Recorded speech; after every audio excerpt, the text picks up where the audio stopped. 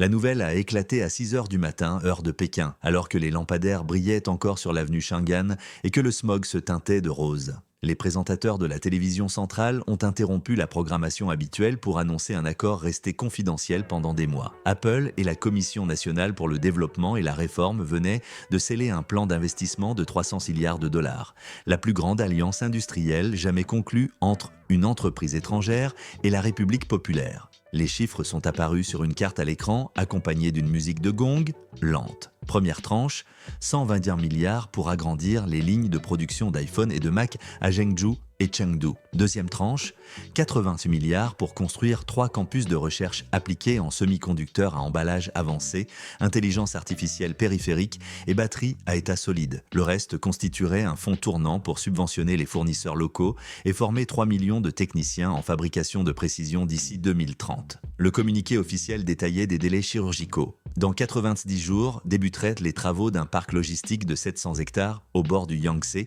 avec voies et sillons ferrés dédiés réduisant de 20 heures le transport intérieur. Le gouvernement provincial du Henan fournirait les terrains à un yuan symbolique par mètre carré pour 30 ans. Les banques d'État débloqueraient des lignes de crédit à 0,9% pour financer l'achat de machines européennes par Apple, à condition que ces machines restent sur le sol chinois. En échange, l'entreprise s'engageait à maintenir au moins 95% de sa production mondiale en Chine, à garantir des formations annuelles pour 20 000 ingénieurs locaux et à adapter iCloud China à la nouvelle architecture de calcul souverain annoncée par Pékin l'hiver précédent. Le journal télévisé montra la signature de Tim Cook et du vice-premier ministre en charge du portefeuille industriel sur des documents cramoisis. Une rangée de drapeaux américains se dressait derrière, légèrement plus bas que les Chinois. Aucun journaliste ne put poser de questions. À Cupertino, il était minuit. Les bureaux de l'Apple Park étaient plongés dans l'obscurité, mais l'équipe des relations gouvernementales restait connectée à Pékin par visioconférence. Quelques minutes après l'annonce, la valeur boursière d'Apple sur les marchés à terme asiatiques bondissait de 12% et entraînait à la hausse les fabricants chinois de composants cotés à Shanghai et Shenzhen. De l'autre côté du Pacifique, les analystes de New York dormaient encore, inconscients qu'ils se réveilleraient dans un monde où le joyau technologique américain venait de prêter allégeance économique à son principal rival stratégique. Dans le delta de la rivière des Perles, les grands panneaux publicitaires s'illuminèrent avant l'aube d'un message unique. L'avenir est lancé. À côté, une silhouette transparente d'iPhone et, en arrière-plan, le drapeau à 5 étoiles. Aux frontières intérieures, des haut-parleurs communautaires lisaient un extrait de l'accord et appelaient à s'inscrire au programme de formation. Dans les dortoirs de Foxconn, certains ouvriers eurent la même réaction. Si Apple ajoute des lignes, il y aura des heures supplémentaires et des primes de productivité. Dans un village près de Luoyang, un père lut la nouvelle sur son téléphone et décida que son fils, fraîchement diplômé du lycée, devait se présenter au nouveau centre de formation financé par le plan d'Apple. Alors que les banques d'investissement internationales envoyaient des notes d'urgence, la Maison-Blanche recevait un mémo transmis depuis l'ambassade des États-Unis à Pékin. Le document soulignait une clause inédite. Tout équipement financé par les banques d'État resterait sous juridiction chinoise et soumis au contrôle des exportations. Cela faisait de la machinerie d'Apple un otage potentiel en cas de tension future. De plus, Apple acceptait de partager certains protocoles de sécurité matérielle avec l'Institut de normalisation de l'industrie électronique, connu pour alimenter des projets de défense à couverture civile. Le rapport concluait que l'accord renforçait l'autonomie technologique de la Chine en matière d'encapsulation de puces et de stockage chiffrés de bout en bout. Dans l'Iowa, à des milliers de kilomètres de la signature, le vice-président d'une fonderie d'aluminium qui fabrique des coques pour Mac lisait la nouvelle avec amertume. Son usine venait d'investir 21 millions de dollars pour s'adapter aux spécifications d'Apple dans l'espoir d'absorber des commandes relocalisées. L'accord de 300 milliards balayait cet horizon en une seule nuit. Même chose dans l'Oregon, où un fournisseur de circuits imprimés flexibles avait embauché 100 ouvriers en vue du programme Made in USA annoncé l'année précédente. Cette initiative s'effondrait face à l'ampleur du plan chinois. Mais l'annonce ne secouait pas seulement les portefeuilles et les bilans. Des fuites de l'administration du cyberespace révélaient que les futurs iPhones vendus en Chine intégreraient une puce supplémentaire d'authentification quantique développée par l'Académie chinoise des sciences. Ce composant permettrait des transactions sécurisées en monnaie numérique de la Banque populaire et intégrerait des fonctions de chiffrement post-quantique pour les documents gouvernementaux.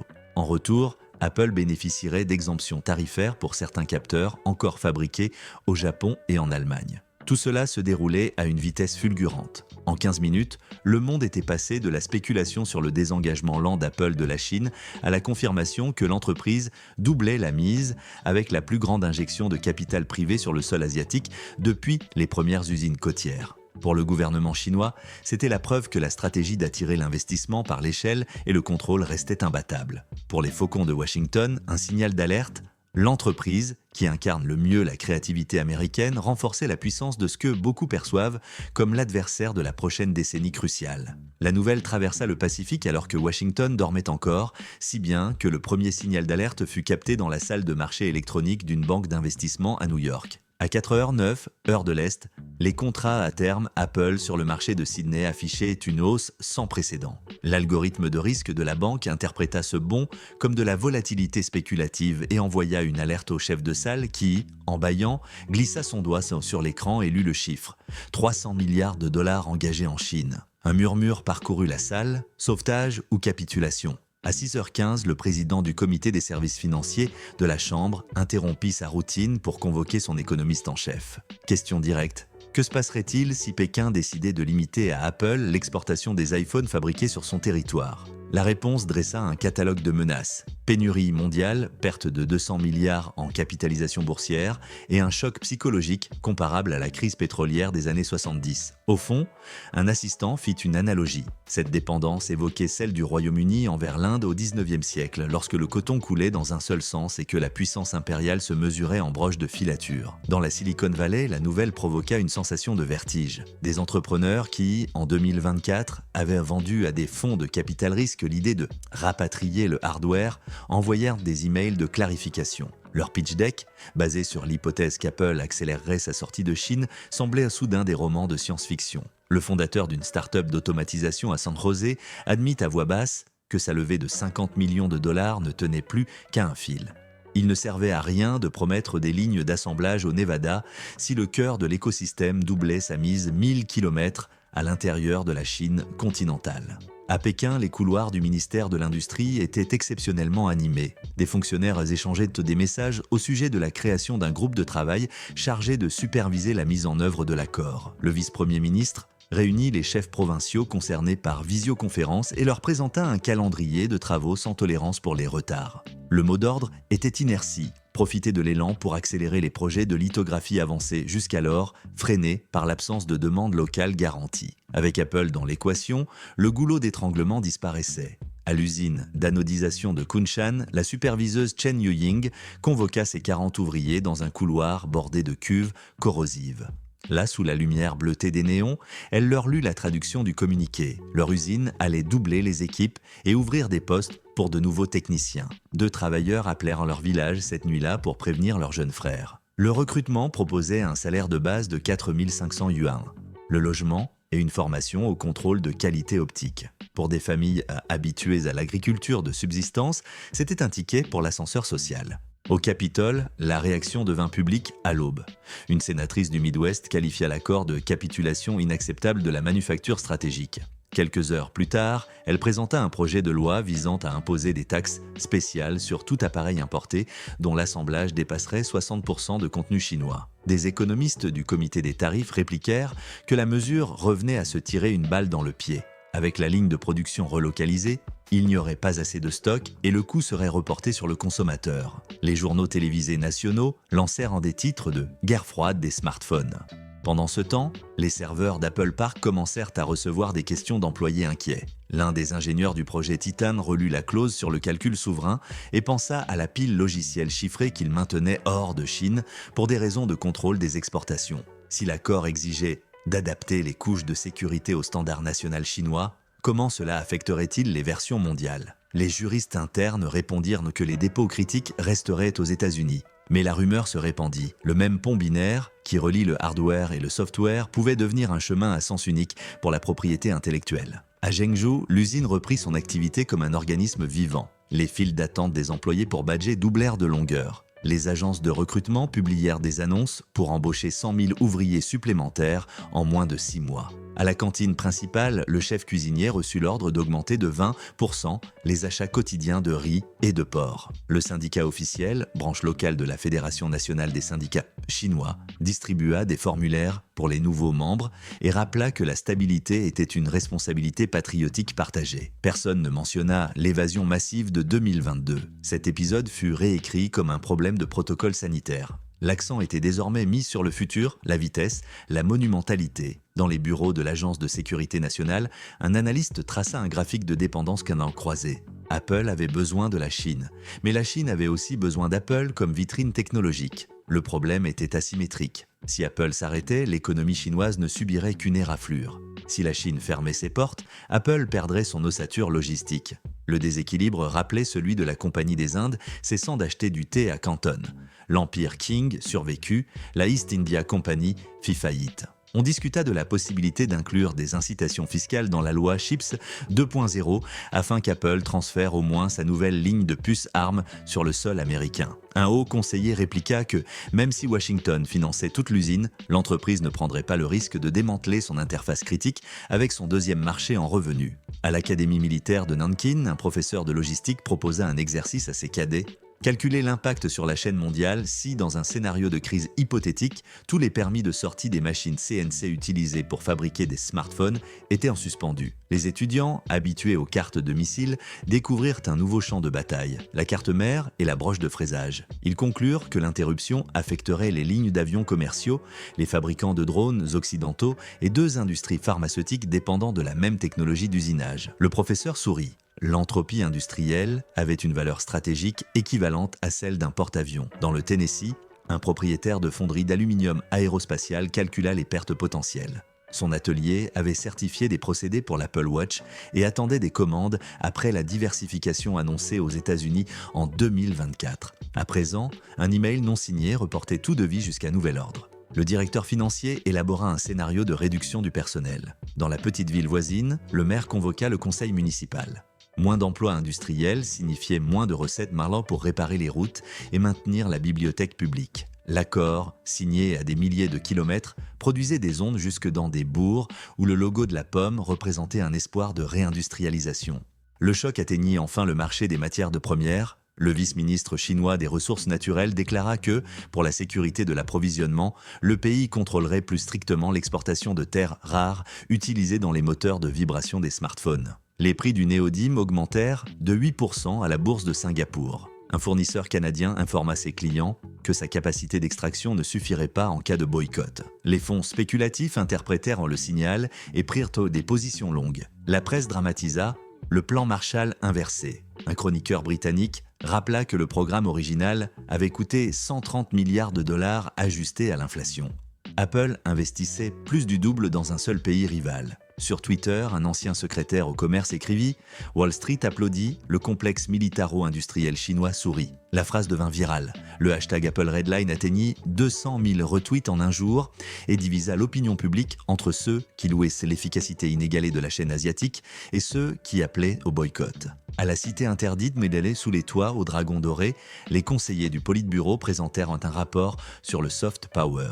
L'accord renforçait le prestige de la Chine comme centre incontournable de l'innovation mondiale. Dans les semaines suivantes, des délégations de l'automobile allemande et des semi-conducteurs sud-coréens vinrent renégocier leurs propres incitations. La tectonique industrielle se réorganisait. Si le joyau de la Silicon Valley pliait le genou, nul ne pouvait prétendre à l'immunité. Le lendemain matin, un silence tendu régnait dans les laboratoires de Sunnyvale où Apple testait ses prototypes. Sur la table des polymères reposait un châssis expérimental avec antennes millimétriques imprimées au laser. L'ingénieur en chef examina un mail de Pékin. Pour obtenir la subvention d'assemblage prévue, le modèle devait intégrer une puce d'authentification quantique développée par l'université de Tsinghua. Ajouter ce composant signifiait redessiner la carte, modifier les flux thermiques, reprogrammer le firmware de démarrage. Le marketing prévoyait un lancement mondial dans 18 mois. Le calendrier chinois exigeait les prototypes finaux dans 9. Le dilemme tenait dans un petit rectangle de silicium.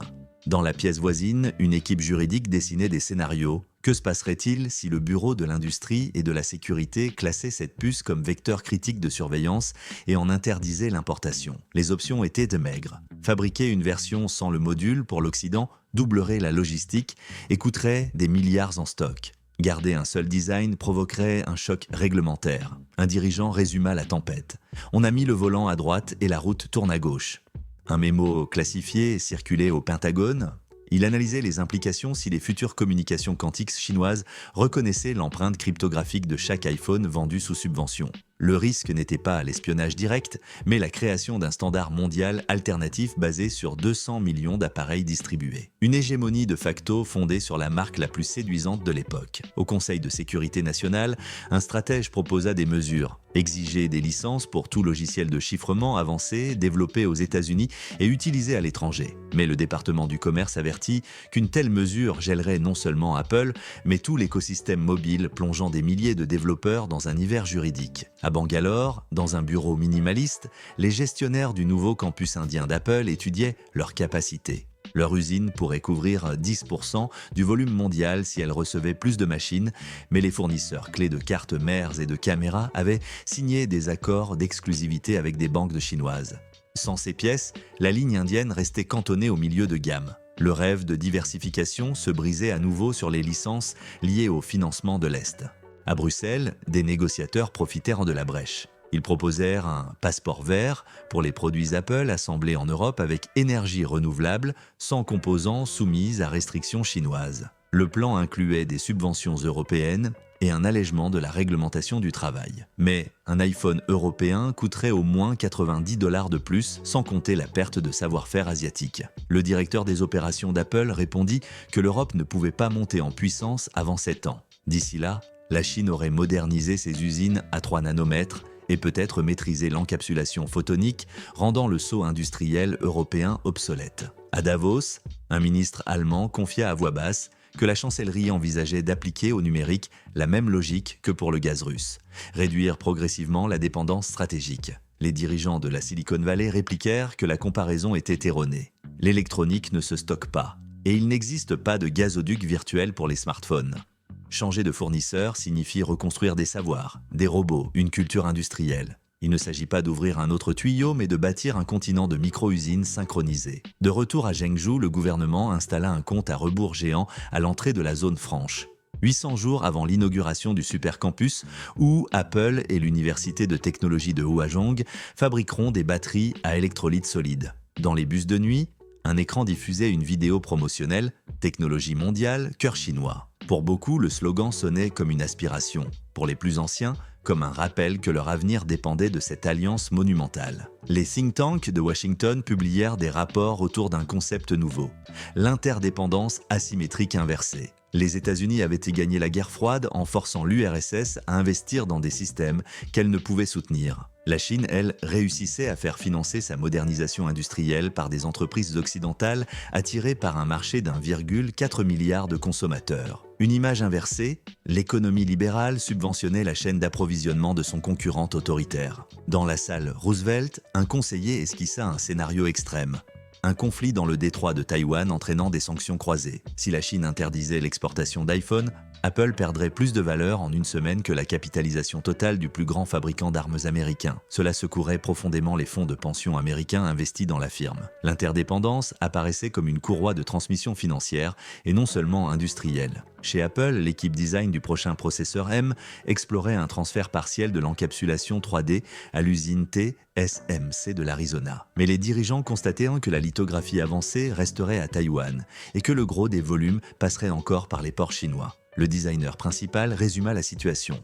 On a changé la salle de contrôle, mais la turbine tourne toujours sur le même barrage. Les agences de notation mirent les choses en chiffres. Si Apple relocalisait 50% de sa production hors de Chine en 5 ans, ses marges chuteraient de 26 à 16%, et l'entreprise pourrait perdre jusqu'à 400 milliards de capitalisation. Les fonds indiciels réagirent. Maintenir dividendes et rachats n'était possible que si les rendements restaient constants. Le marché se comportait comme un moteur qui ne connaît que l'accélération, oubliant que la rambarde politique peut disparaître au milieu du virage.